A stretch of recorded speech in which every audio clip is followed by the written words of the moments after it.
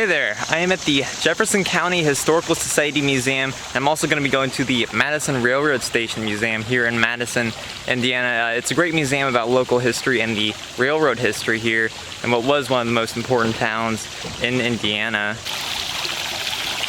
There's a little fountain outside. Careful, Captain. So Madison is one of the most historic towns in the state.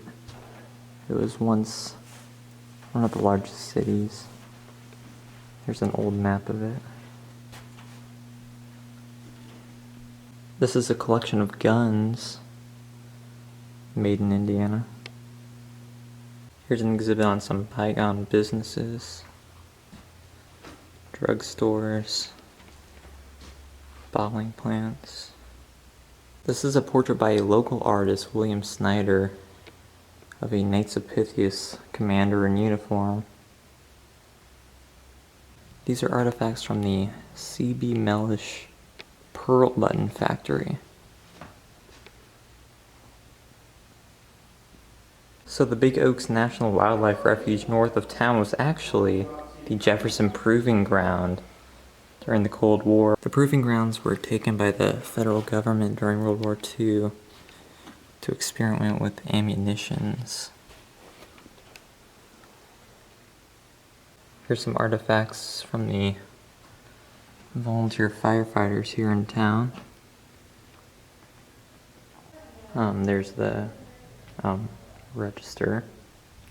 Jefferson County does have some Civil War history. General John Hunt Morgan's raid through southern Indiana and Ohio in 1863 went through the north part of the county in DuPont's. This was the field desk of Colonel Michael Garber, who was a quartermaster because he was too old to fight, but he joined up with Sherman in Savannah. It's a drum from the 19th Indiana Volunteer Infantry. Here's some more Civil War artifacts. That's a revolver and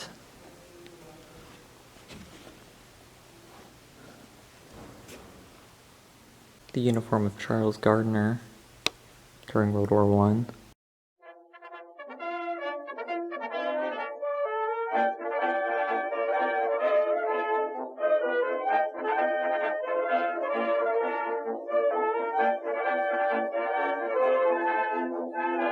These are the rifles of Sam Woodville, who was awarded the Congressional Medal of Honor in World War I. On October 12, 1918, his company encountered snipers and machine guns while scouting for the German position. Faced with this, he single-handedly took over 3 different German machine gun nests.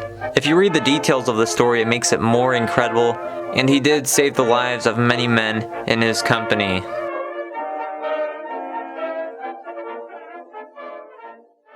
Sergeant Neuve, who wore this, was stationed on the Mexican border during World War I. Here's an exhibit on education in Madison. Of course, what really built Madison in the early 19th century was river traffic on the Ohio River.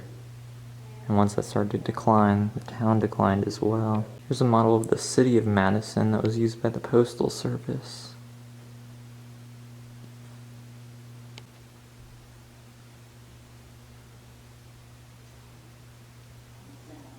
And there used to be ferry boats between Madison and Milton, Kentucky. Tobacco was and still is a business in the county. Here's some old tools for raising tobacco, and here's a hogshead that is used to transport tobacco.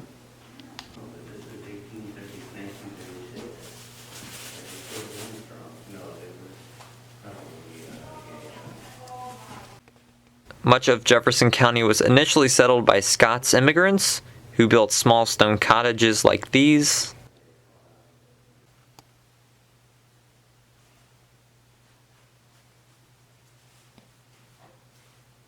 Now a lot of museums show this. That is how to make wye, what they would use, and this is how they would make soap.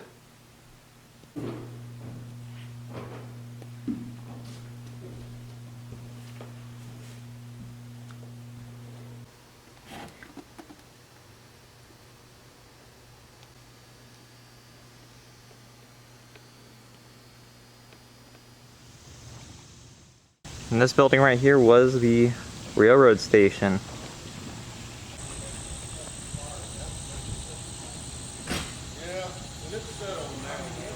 The tracks have been removed. Still a fascinating piece of history. Outside the station, it looks like they have a milk delivery. So this was the waiting room for passengers. It's in the shape of an octagon. It's really interesting. And this is the finial, which used to be on top of the building. The station does look newer than some of the other buildings here in Madison. This one was built in 1895. This bell used to hang in the original railroad station. And this is where you would get your tickets, right in here. And this is where you could get your shoe shined. Here's some old railroad lamps.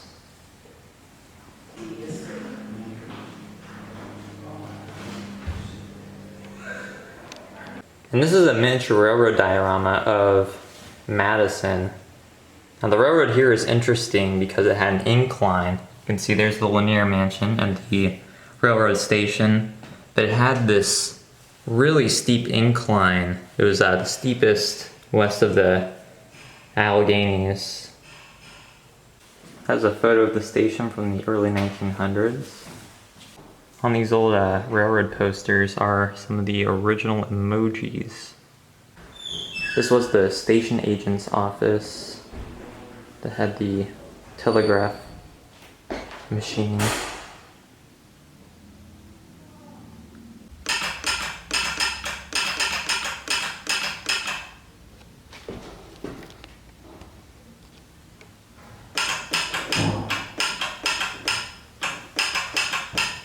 This is an exhibit on working the track gauge.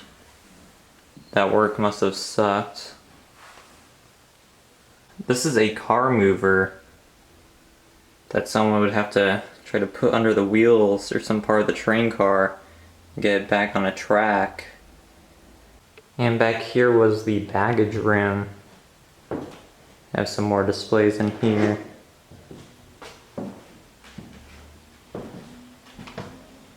And out front they have a little caboose you can go into. So if you ever wondered what a caboose was like, here you go. There's a little table. And they had a sink.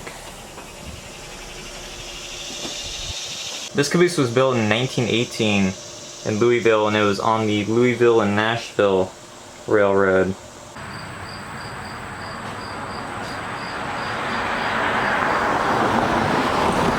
So after reading about the Incline Railway at the museum, I decided to go see if there was anything left of it, and it does still exist. I'm walking on it right now. This is the incline and the bridge. Goes 471 feet up that hill. This is the end of it. I believe it curves right about there to go to the railroad station, which is a few blocks away. At the railroad station, I did read that there was an accident here, which isn't too surprising. Apparently a train was going down and it ran to some like wet leaves on the track, so that made it lose control and slid down here, killing the engineer. And then the next train was trying to rush over quickly to rescue. And then the same thing happened to it, but all the passengers jumped out going down, which that would be scary too. Apparently the last train that went on here was in 1992. I mean, it is just crazy to think that this railway incline is almost 180 years old.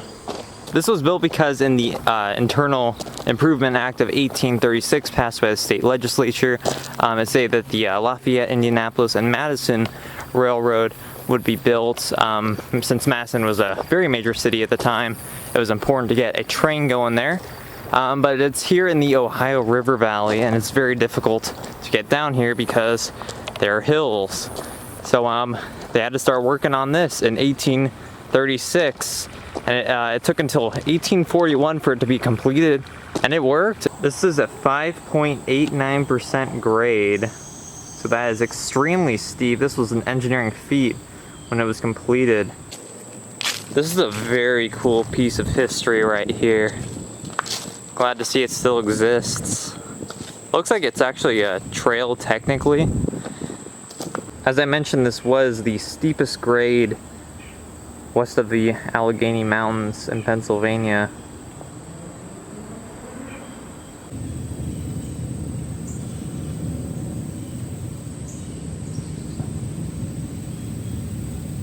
Well, anyways, thank you for watching this video. Of course, the museums were really cool, and finding this is really awesome. If you like this video, I have other videos here in Madison. There are several historic house museums I went to, so please check those out. And I have all sorts of other videos, so please go check all those out, and thanks for watching.